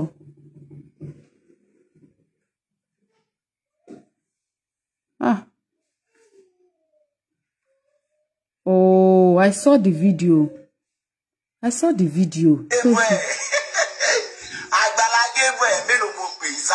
No. Cherry, only 10 she ma da. No. Because mo ko fẹ́ sọ kí tó bẹ́ẹ̀ sì ní sọ̀rọ̀ mi ní. No, ó sọ ó ní ẹ̀yin tẹ́ ti sọ wípé ó ní ẹ̀yin tẹ́ ti sọ pé àwọn Babanla yín ò dá. Ó ní ẹ̀yin tẹ́ ti sọ wípé olórí burúkú àwọn Babanla yín tẹ́ ti pè àwọn Babanla yín lórúkọ burúkú. Ẹ wá ní wípé kí wọ́n treat yín ẹ̀yin ọmọ olórí burúkú dáadáa. Ẹ wá ní kan treat ẹ̀yin ọmọ olórí burúkú dáadáa. Tí n bá rí fídíò bọ̀bọ́ yẹn mo máa send ẹ. Because I thought I kept it somewhere. I thought I sent it to somebody. Grandpa ni mo máa sábà send gbogbo àwọn irú fídíò bẹ́ẹ̀ yẹn sí. But mi ò rí. Because ó sọ̀rọ̀ tó mú ọgbọ́n wá. Inú mi dùn, orí mi wú. Yes, ohun rèé. This is Akéde Oòduà TikTok. Because I can't do without, you know. Can I even send it to my WhatsApp? To this WhatsApp. Okay. Umani can log in. Copy code. Ẹ jẹ́ n send it sí ilé. Ó máa gbé mi lọ sórí ibẹ̀ gangan. Okay. Ẹ rí. Ẹ̀yin tẹ́ ẹ ti sọ wípé olórí burúkú ni àwọn tó bí yín. Àwọn Babanla yín olórí burúkú ni wọ́n. Tí gbogbo ayé ti mọ̀ wípé ẹ hate ìran yín, ẹ hate orísun yín, ẹ wá ní pé kán nífẹ̀ẹ́ yín bí ti báwo. Ńbo nífẹ̀ẹ́ òun náà máa gbà lálẹ́ wù. Ṣé wọ́n máa jẹ́ kẹ́ wá kórí ibú yín, kẹ́ wá kó bá àwọn náà ni. Wọ́n ti mọ̀ pé bá ṣe bá yé àwọn Babanla yín jẹ́ tẹ́ bà orúkọ wọn jẹ́ tẹ́ bà wọ́n níwà jẹ́. Wọ́n ti mọ̀ pé ẹ̀yin náà ń bọ̀ pé ẹ lè sọ èso ore fún wọn. So they have to always keep you in check. Let us listen to him. Tá a bá rún mọ́ àwọn white tí wọ́n gbé wa lọ sí ara. Tá a bá padà bọ̀ Ibi ló ti sọ. mọ́tò yẹn bí ajá ni wọ́n lé wa. Báwo lẹ expect pé kó máa treat yín bẹ́ẹ̀ yẹn? Báwo ló ṣe ní máa lé yín bí ajá? Báwo ló ṣe ní máa sọ pé kẹ́ máa wọ mọ́tò? Nígbà tó jẹ́ pé àwọn Babanla yín ẹ ti sọ pé ẹni ibi ni wọ́n. Ẹni ègbé. Ẹ wá expect pé kí ará àtàwá treat ẹ̀yin ọmọ tí ẹni ègbé bí kó wá treat yín dáadáa. Tó bá jẹ́ pé ilẹ̀ ilẹ̀ wà, tó bá jẹ́ pé ilẹ̀ Yorùbá lẹ wà, ṣé èèyàn kan lè lé yín kúrò ní agboolé yín pé kẹ́ kúrò ńbẹ̀? Ọ̀ṣun tẹ àwa táwa lókun state Ọ̀ṣun ó jìnnà sí àwa bọ́ tá bá sì délẹ̀ Ọ̀ṣun tá bá dé Ọ̀ṣun Òṣogbo kò síyàn tó máa lé wa torí a máa sọ fún ọ pé Yorùbá lájọ ń sọ gbàtẹ́ ìyàwó rẹ̀ ṣe máa lé wa kúrò lọ́dọ̀ Ọ̀ṣun but àwọn tó lé yín tó sọ fún yín pé ẹ gbọ́dọ̀ bá òkúta sọ̀rọ̀ Blackstone. ó fẹ́ lo 1 hour ń di òkúta òbú ajára. tí ọba tiẹ̀ fún owó ra òyì. ó yẹ kó kọ́yàn lójú. ẹ̀yin fi 4 million 4.5 million ẹ fi ra òyì kò jẹ́ kójú yín tó yìí rárá in fact ẹ̀yin náà lè sọ pé ọlọ́pàá wá ń lé yín báwo lọ́lọ́pàá ṣe ní lé yín ó padà bí bẹ́ẹ̀ cause nuisance náà àwọn èèyàn gidi àwọn ìbò. àwọn tí wọn condemn fọ́fadà sí wọn. wọ́n fẹ́ wá bá òkúta sọ̀rọ̀ tó jẹ́ pé family wọn ni àwọn òjìnà in fact àwọn tó wá síbẹ̀ ṣé irú Amẹ́ríkà ló máa lọ sí òkúta Blackstone yẹn ẹ wọ́n expect wọ́n lè fi gbogbo black tó wà bẹ̀ wọ́n lè sọ kọjú kí white man yẹn tó jẹ́ American man yẹn kókó lọ bá òkúta yẹn sọ̀rọ̀ tó rọ́ rí i pé àwọn yẹn tún sì pèrè ọ̀dọ̀ àwọn lọ. ẹ̀yin kọ́ ẹ downgrade àwọn fọ́fadà sí torí ẹ fẹ́ pọ́n ara àtàlẹ́ ẹ wá expect pé ara àtàlẹ́ ti downgrade àwọn bàbá yín lójú ẹ̀ ẹ wá expect pé kó pọ́n yín lé nítorí pé ara àtàlẹ́ máa wò pé tó ń bá tẹ̀ fún yín opportunity kan sẹ̀ ẹ máa downgrade àwọn bẹ́ẹ̀ ṣe downgrade àwọn bàbá tó bí yín lọ́mọ ẹ̀yin tẹ́lẹ̀ downgrade àwọn bàbá yín lẹ́ẹ̀ wá ní downgrade ara àtàlẹ́ wá expect pé káwọn ẹ wá trust yín tó rọ́ mọ̀ pé tẹ́ bá yẹn bá sọ̀rọ̀ ẹ lè pick Blackstone ẹ lè sọ sápò kẹ́ máa bọ̀ ní àwọn nǹkan tá à ń sọ lélẹ̀ tẹ́nitẹ́ni tàkítà ń ta àtọ̀ títí wá ní títí wá. mo tún wá gbọ́ ní fídíò tẹ́ ọ pé gbogbo ala ní mùsùlùmí níbo lọ kò sí bá máa sọ tán Prophet Muhammad wọn ò lè kí agboolé yín mọ́ o. wọ́n gọ̀ ni. ọlọ́pàá yín jẹ́ kẹ́ mọ̀ pé oko ò lè jẹ́ ti bàbá tọ́mọ kó má làálà dájú wa. lóòótọ́ ẹ ti sọ 4 million bọ̀ ó ní ẹ̀kọ́ ìwà wo eégún ni o ó ní wọ́n bàtẹ́ lè gba eégún sọ̀rọ̀ mọ́ o nǹkan tó ń tẹ̀ láti sọ fún yín ní ẹ̀fẹ́ bá mọ̀. nǹkan tó kọ́ máa yà mí lè pé wọ́n ṣì yẹn ó ti hàn. ó hàn. kọ́ máa pa ìlú yìí síbẹ̀ ẹ̀dùn àti gan torí àlà mo ṣe kú torí àlà mo ṣe kú lọ àlà òwúrọ̀ kan mi o tí tó máa fi lẹ́nu mi pa. gbàtọ́ ń tì í gbọ̀ngbọ̀ngbọ̀n àlà ò rí pé ṣe bẹ́ẹ̀ ni ìwà wò mí ni ẹ̀ẹ́dẹ̀ filẹ̀. the same way tẹ̀fí sọ pé àwọn baba ńlá wa àwọn òkúta àwọn kiri kan tó sọ̀rọ̀ òkúta tó tẹlọ kìsì tó ń tì í gbọ̀ngbọ̀n ṣé yẹn náà sọ̀rọ̀ bí kò má tì í.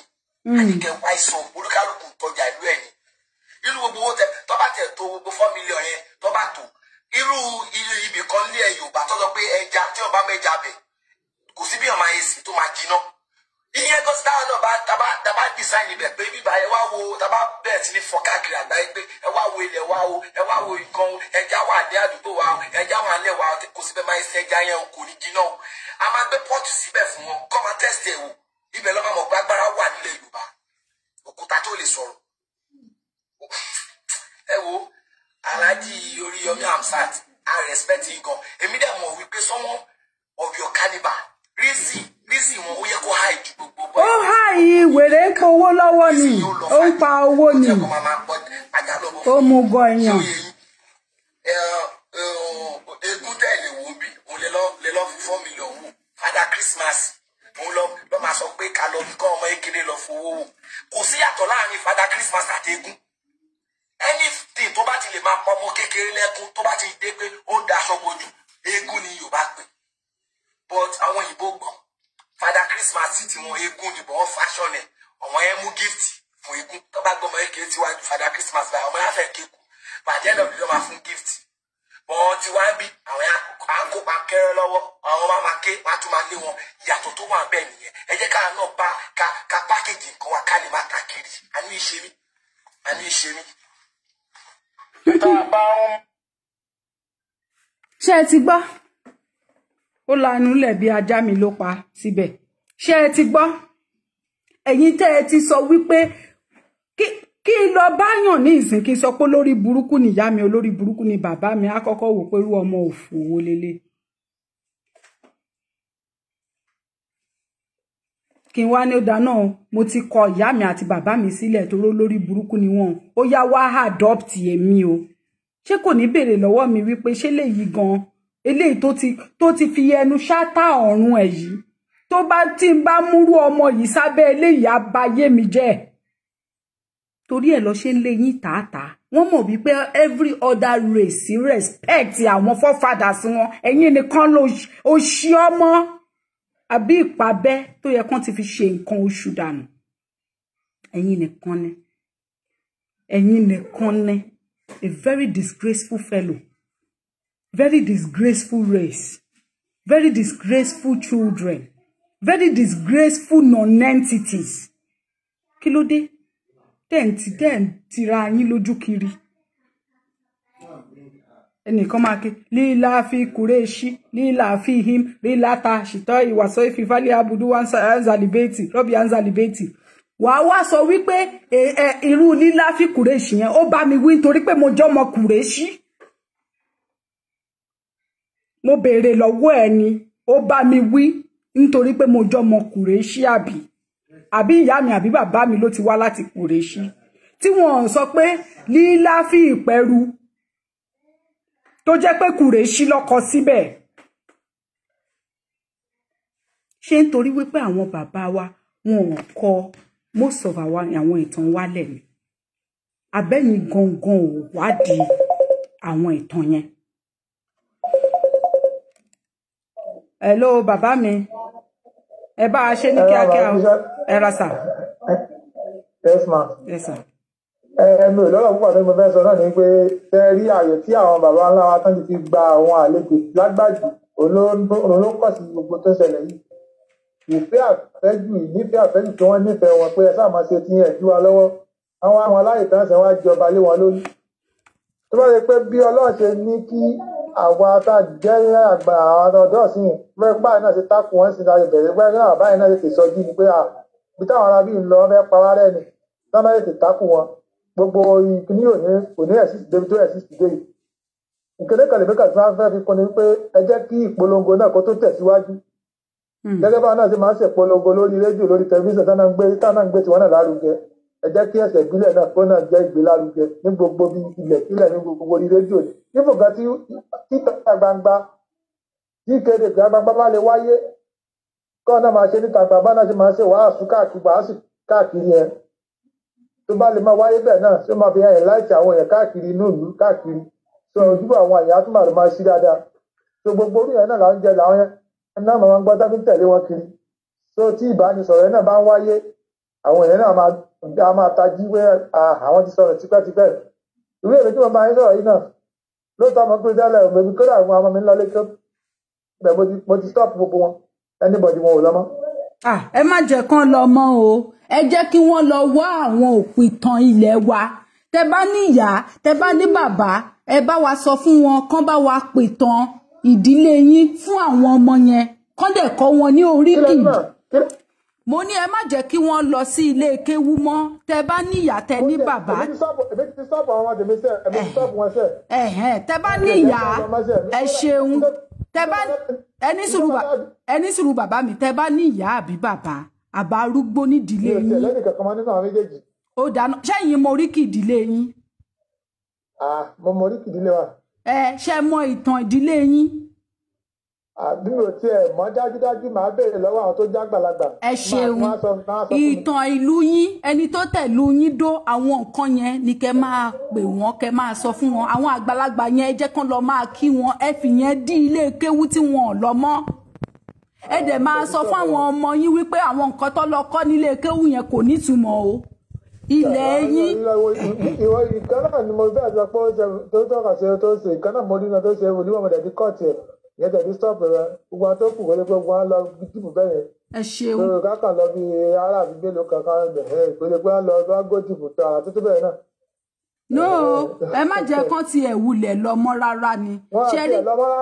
Ṣẹ́rí ìtò ṣe wòlímọ̀ yẹn ẹ bá mi ṣe kó lè kọ́ṣẹ́ kó mọ̀ ọ́ àbí kó máa lọ léèwé àsìkò ìgbà tó fi ń lọ sílé kéwù yẹn.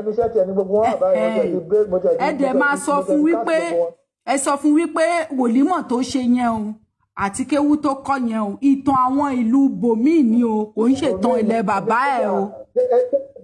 èmi tí mo jẹ ara sí inú ìgbà pé sọ́ọ̀bù Yorùbá ní sàrọ́gà èmi ara àjọrú gbogbo ẹ̀ káàkiri sí èmi tí ẹ ti padà sílé tipẹ́tipẹ́. Ẹ ṣeun. láti ìgbà tá a ti fi Yorùbá lélẹ̀ èmi ti bá wọn èmi ti padà. Ẹ ṣeun. èmi ti padà lẹ́yìn gbogbo jákujàku tán sí ẹ̀yìn tí inú wọn ní ìsúnmọ́ máa ń sọ pé inú wọn ti ẹ̀ tí ẹ̀ tó ti ẹ̀ ṣẹlẹ̀ nínú ọ̀nì gbogbo ládà àtàtì ẹ̀ tó ti amúmiyéètì wọn pátápátá. Ẹ ṣeun. tẹ́lẹ̀ mo máa lè jù wọn tẹ́lẹ̀ ìbẹ̀wò tí ẹ̀ tí amúmiyéètì wọn pátápátá sí báwo ni ládà irú dáadáa wo ni. Ẹ ṣeun. ẹ tó ẹ bá ìtàn bàbá ńlá bàbá yín ẹ pàtì ẹ wá ìtàn onítọ̀lẹ́ wá gbé lórí. mo jẹ́ ti sọ lẹ́ẹ̀kan náà mo sọ fún lẹ́ẹ̀kan náà wípé bísíǹsì ni wọ́n fi ń ṣe ibi ọrọ̀ ajé wọn ni wọ́n fẹ́ kó bàjẹ́.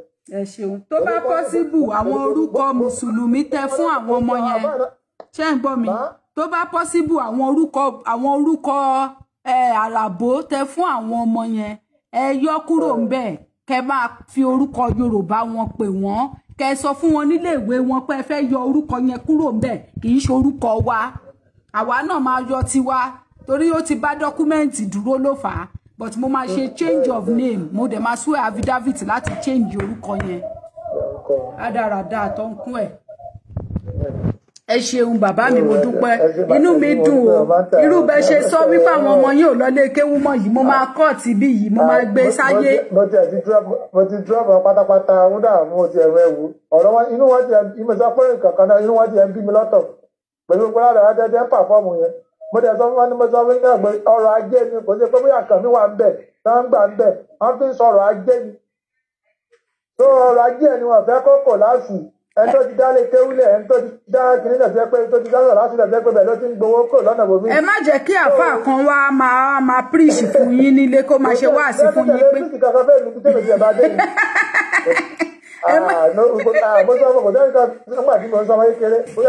Ẹ ṣeun.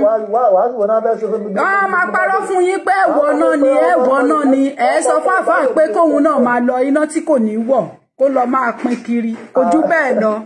Ẹ̀wọ̀n ọ̀dá wọn ẹ mọ́ ṣe mọ́ta ló rọ́pẹ́ ta ló látàrí ẹ̀ńtà náà nínú yín ta ló lọ sọ́run tó pọ̀ tó ní bá ní ṣe lọ́wọ́ lélẹ̀. Wọ́n ya wèrè ní wèrè lọ́jọ́. Ìbẹ̀rù báwọn yẹn lọ́kàn yẹn kó bẹ̀rù bá lọ́kàn yẹn mú bẹ̀rù sọ wọ́n wọ̀ náà wọ̀ ṣé ẹ tó wọ náà rí ta ló sọ nínú ọ̀run tó ń jóná lójú yìí. Ẹ ṣeun jàre bàbá mi. Ẹ wo ìyá mi bí ti ṣẹ́jú jàre everybody ti mọ gbọ́dọ̀ lọ àwọn ọmọdé kù níbẹ̀ ní kọ́lọ́ ìyẹn kò bẹ́ẹ̀. Ẹ ṣeré jàre bàbá mi wọ́n ní bèbí ti ṣẹ́jú. Ìyá ṣẹ́kẹ́ okùn ló dá yẹn lẹ̀ o. Wọ́n ti rí náà káwọn kan bá di kó wọn ní pápá mọ́ra àwọn ní kọ́lọ́ túkò nínú gbèkò tí wọ́n dè wọ́n mọ́. Àṣẹ o òun náà la ṣì ń ṣe tọ́lọ́run bá jẹ́ kán dúró gbọ́. Kọ́lọ́ jẹ́ kọ́lọ́ sí wọn lójú ká mọ̀ pé tiwọn. Àṣẹ o àṣẹ. Ẹnìkan gbèrò kan bá mi jẹ́ ní pé kí n máa kà mo ní ṣe ìtàn wà mo nínú Bíbélì àti Kùránì ìwọ rí ìtàn Nàìjíríà kankan nínú ìwé. Ìtàn Nàìjíríà dùn yín ìtàn ilẹ̀ káàárọ̀ òjíire.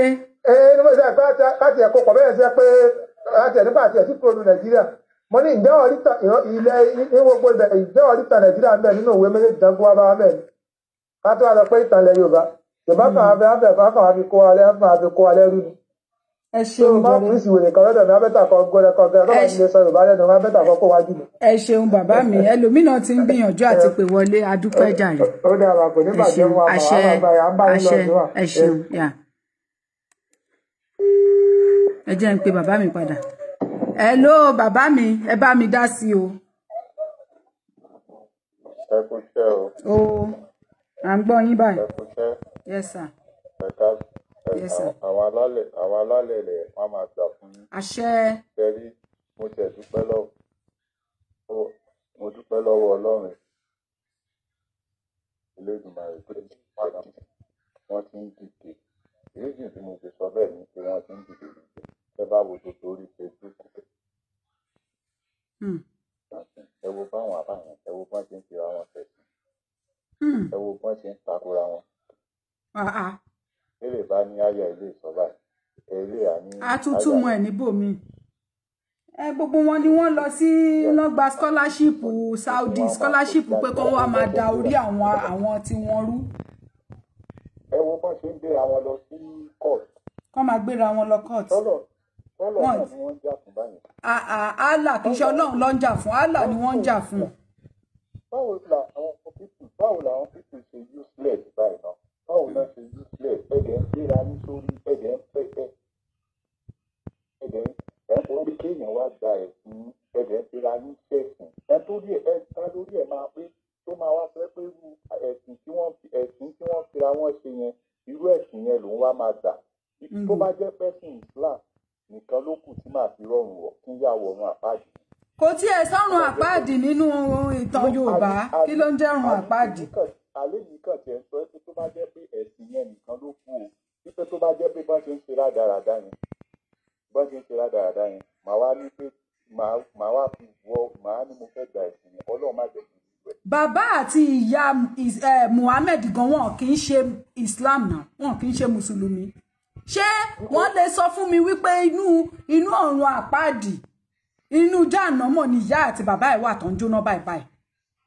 ẹ̀ka nǹkan tó bá ti wù wọ́n náà ni bí nǹkan tí bàbá tó pè wọ́n tó ń pè tán sí yìí tí wọ́n pè tán sí yìí tí wọ́n sọ wípé ìtàn Nàìjíríà ìtàn ìlú mi wo káàtì ẹ̀fẹ́ pé bóyá tàn àwọn ìlú ṣé ìtàn England ìtàn Spain ìtàn àwọn ìlú tó kù ó wà nínú Quran àbó wà nínú Bible wáì táwọn pípù wáì tí wọ́n ṣe ń forí àwa adúláwọ̀ tí wọ́n ṣe ń fi orí wa tí wọ́n ṣe ń. Because wọ́n mọ̀ pé wọ́n mọ̀ wípé manipulation yẹn máa ṣiṣẹ́ lára wa for a very long time ká tó lè bọ́ bẹ́ẹ̀ ó máa pẹ́.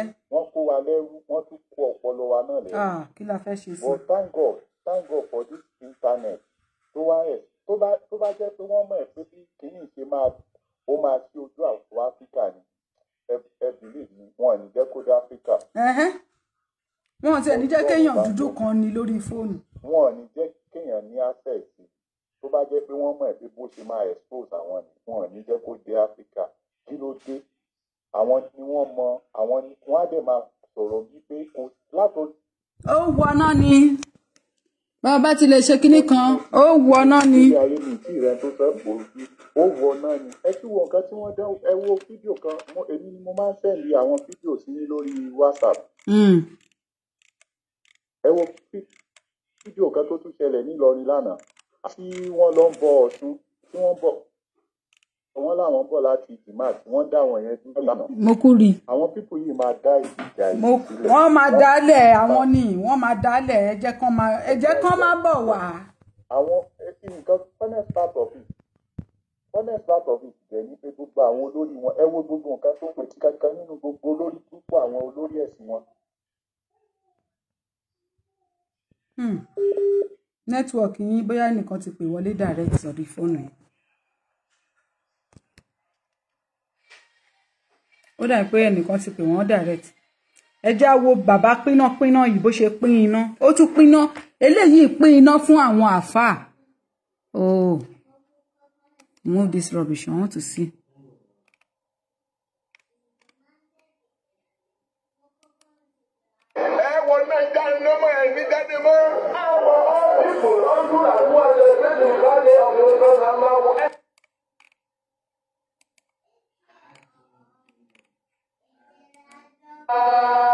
Gbogbo ẹ̀yà àbọ̀ àtẹ̀sẹ̀nà bí yù ẹ wọ náà jáde lọ́mọ ẹ̀ ní jáde mọ́.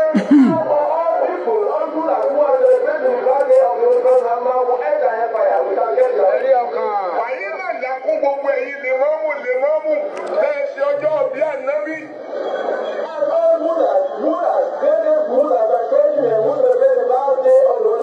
Wàyí náà dàkún lẹ́rìí jẹ̀ náà mọ́ àbídà àbíyá.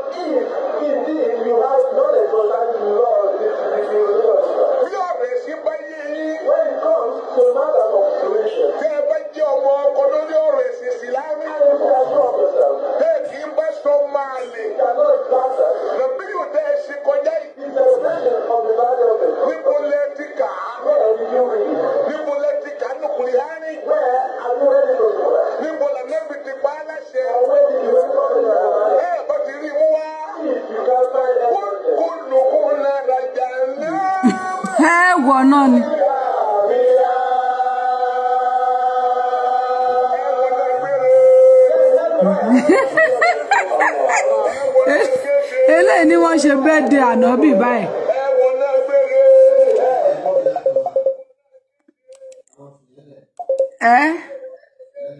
Mo ti fẹ́ ṣe tán mo ń bọ̀ ọkọ mi.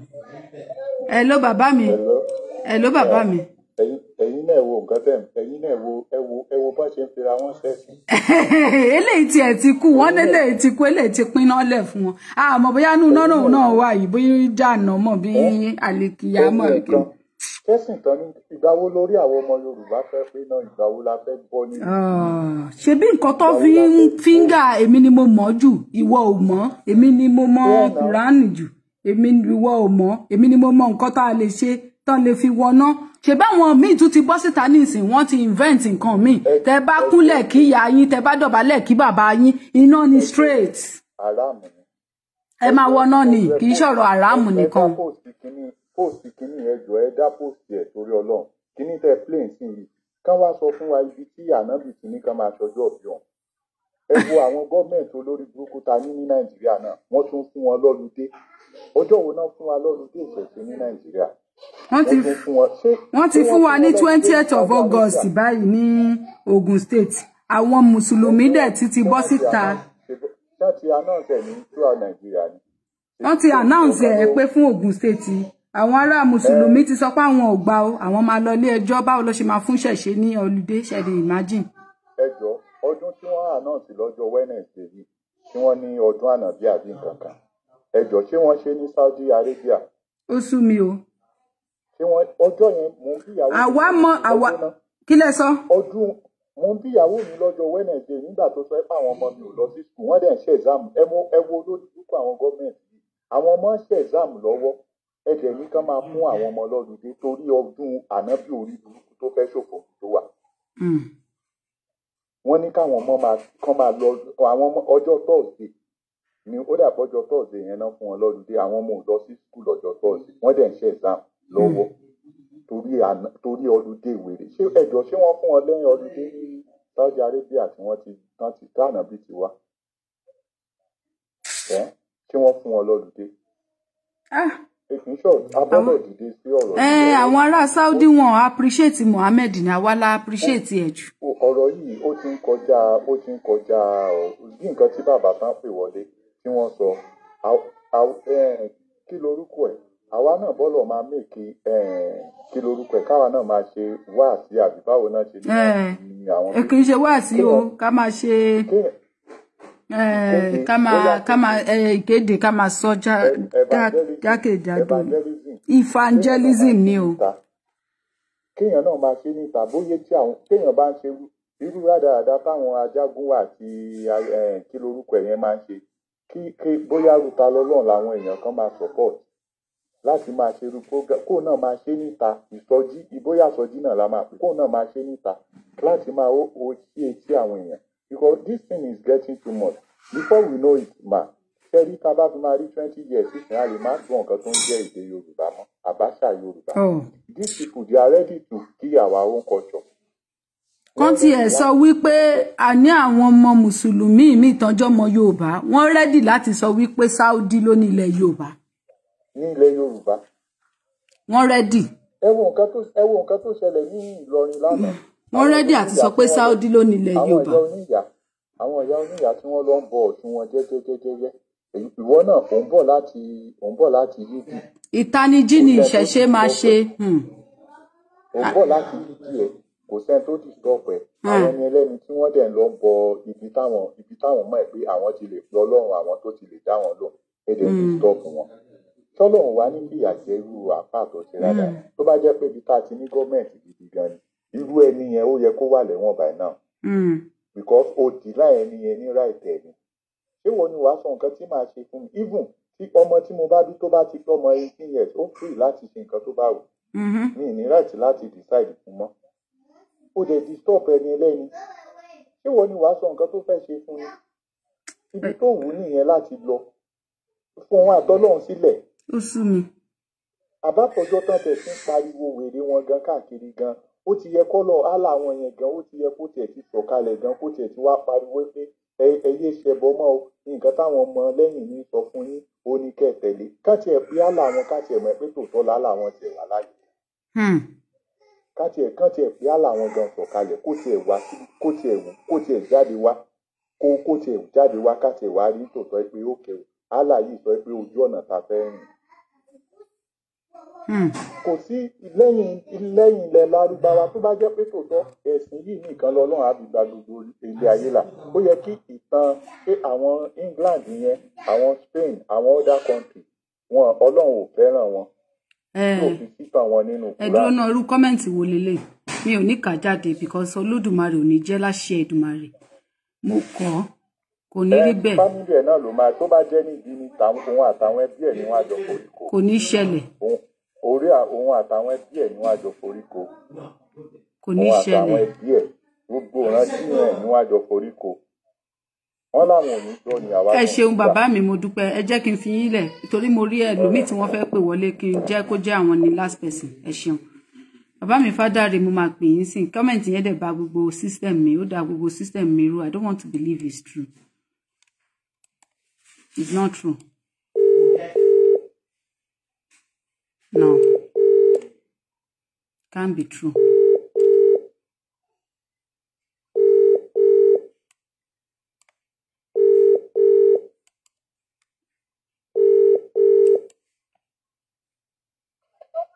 Àbọ̀rú àbọ̀yè o àbọ̀ ṣíṣe bàbá mi. Àbọ̀rú àbọ̀yè àbọ̀ ṣíṣe gbogbo aṣọ àkúrò yìí. Àṣẹ o àṣẹ bàbá mi. Ẹ̀yin náà ni last caller wa ẹ bá wa sọ̀rọ̀. Program fẹ́ ṣe ní àná tẹ́ ń sọ nípa ìyà táwọn bàbá wa jẹ. Program yẹn ó ní agbára. Èmi náà wá tó wá fi ọkàn balẹ̀ mo tó wá wù ú pé nínú ìfẹ́ tí àwọn bàbá wa ní tó jẹ́ pé àwa táyà ọmọ ọ̀dájú nísìn ààyè san fún wọn padà bí àwọn bàbá wa ti ní ìfẹ́ wa. Fún àpẹẹrẹ àwọn bàbá wa wọ́n fún wọn nílẹ̀ wọ́n ní kọ́ ilé ojúbọ wọn sí àwọn ojúbọ àlá àti ìyóbá àkọ́kọ́ ojúbọ sílẹ̀. Nínú ẹ̀ náà ni àwọn bàbá wa ṣe fún wọn ọ́ fi ọmọ tuntun wọn pé ẹ lọ máa kọ́ ẹ̀sìn yẹn ẹ lọ máa kọ́ ẹ̀sìn yẹn. Nínú ìfẹ́ náà ni àwọn bàbá wa ṣe ń tò wọ́n pé kọ́ máa sọmọ lórúkọ kọ́ máa wá ṣe kú. Ṣèbó yẹ kí àwa náà àwọn ọmọ òsì ká wá gbé ìfẹ́ yẹn padà sọ́dọ̀ àwọn bàbá wa pé ó kè bírú ìjọ ọlọ́sùn ṣe pé àwọn àpá àpékọ́ wá sọmọ lórúkọ. Ó yẹ káwọn àáfàá náà wọ́n pè jẹ́ náà pé ọmọ yìí o ẹ wá bá wa sọ lórúkọ ọmọ yìí o ẹ̀yin babaláwo ẹ̀yin irú bọ́ ṣe kó wọn lọ sílé. Àwọn àáfàá wọn gbàgbọ́ pé àwọn babaláwo ń sọmọ lórúkọ mọ́ wọ́n ti wò pé àwọn àáfàá ló ń sọmọ lórúkọ. Ó yẹ kí àwọn náà kọ́ sọ pé báwọn ọmọ ṣe lọ kọ́. Even babaláwo gan fúnra ẹ̀ bí even babaláwo fúnra ẹ̀ gan máa lọ pé àáfàá kó wá báwọn sọmọ lórúkọ ibi tí wọ́n ponú dé. Gbogbo rọ́bìsì yẹn ló yẹ kó sọ nígbà tẹ́ ẹ̀ bá ti dá yanjú ìkọ̀kan fúnra yín tí àwọn alálẹ̀ wa bá yín yanjú ẹ̀ tọ́wájú tó yẹ fẹ́ wá sọ orin tẹ wá lọ ń kọ́ mọ́ṣáláṣí fún wọn tẹ lọ ń gbẹ́ kànga fún wọn bẹ́ẹ̀ ẹ̀kọ́ lè yí. Nẹ́tíwọ̀kì ewu.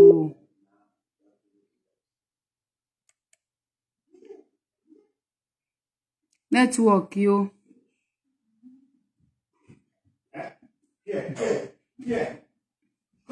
Kí ló tún fàjà yín báyìí? Kejì. Nẹ́tíwọ̀kì wọn ò dára rárá. Mi ti ẹ̀ lè ṣètò yín mọ́. Mi ò fẹ́ kà jáde. Mi ti ẹ̀ fẹ́ believe ẹ̀. I don't want to believe it. I beg.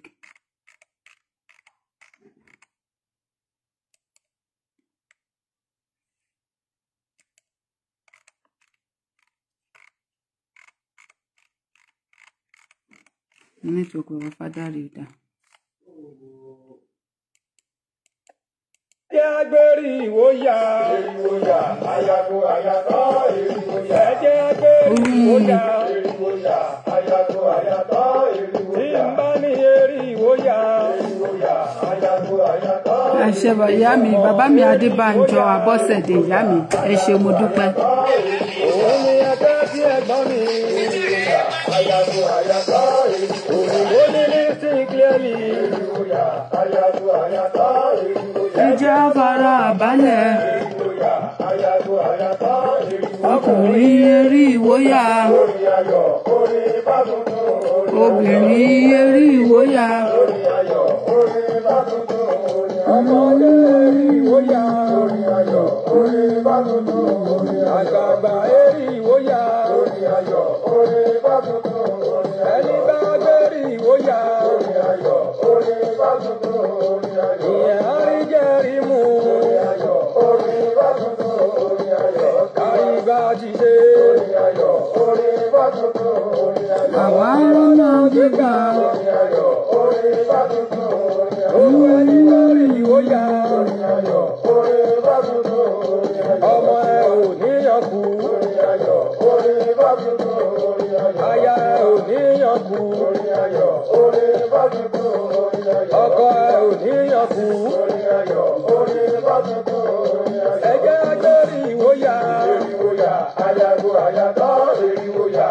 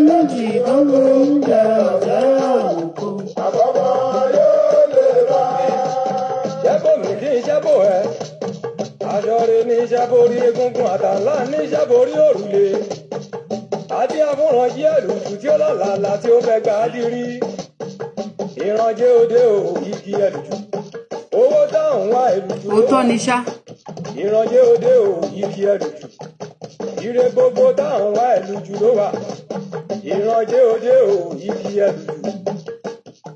àbámọ̀ yóò lè bá òòrè àbámọ̀ yóò lè bá àbámọ̀ yóò lè bá òòrè àbámọ̀ yóò lè bá kó máa sẹ́ni méjì lọ́dọ̀ oníṣẹ́ ọ̀sẹ̀ àwòkù àbámọ̀ yóò lè bá. orí bá ti kúrò ní àyà o ẹ̀rí àgbọ̀n mi ẹ̀yìn èèyàn o. orí bá ti kúrò ní àyà ẹ̀mí àgbọ̀n mi ẹ̀yìn èèyàn o. tó bá jẹ́ ká ṣe eré bá ọ̀gá mi bá nìyí ọ̀sẹ̀ àwòkù. tó bá jẹ́ ká ṣe eré bá ọ̀gá mi bá nìyí ọ̀sẹ̀ àwòkù. orin bá tó gbẹ́jú owó tí kì í ṣe forin máa rí máa kọ́ o. orin bá tó gbẹ́jú owó tí kì í ṣe forin máa rí máa kọ́ o. Bẹ́ẹ̀nìyàn ò bá ronú jìn. Bẹ́ẹ̀nìyàn ò bá ronú jinlẹ̀. Kò lè bá wa kọ́, kò lè bá wa kọ́ òye.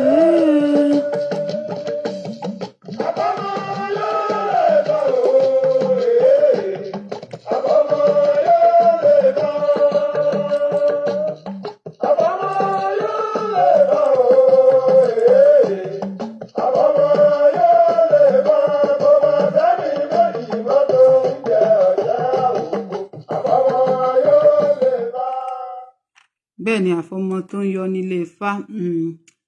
Mo ṣẹ̀ṣẹ̀ rí mẹ́sẹ̀jì yẹn gangan kà ní ìsinyìí o. Lóòótọ́ ni pé ìyá wa mọ́mì bàbá wa Sunday Ìgbòho ti kú. She's gone. So náà pé I feel so bad. ẹ jẹ́ ká sọ discussion wa díjọ́ mi Olódùmarè bá wa tẹ́ ìyà sí afẹ́fẹ́ rere àwọn ọmọ tí wọ́n fi sílẹ̀ náà láṣẹ Èdùmarè Olódùmarè ò ní ṣe ikú ọ̀hún náà ní àkúfà ní ṣe ń tẹ̀lé iwájú tán dojúkọ àdá ẹ̀yìn tán fi sílẹ̀ náà kò ní bàjẹ́ gbogbo ọ̀rọ̀ jàǹgbára yìí tá à ń ṣe kò ní jẹ́ lórí asán lọ́lá Elédùmarè lọ́lá àwọn ìgbàrúmọlẹ̀ ṣeun mo dúpẹ́ bàbá mi Fádàrè nẹ́tíwọ̀kì yín bá dì gidi gan ló fà á a máa sọ̀rọ̀ wa lẹ́yìn bàbá mi lẹ jẹ́ so sí wàhálà ṣeun mo dúpẹ́ ó dìgbà.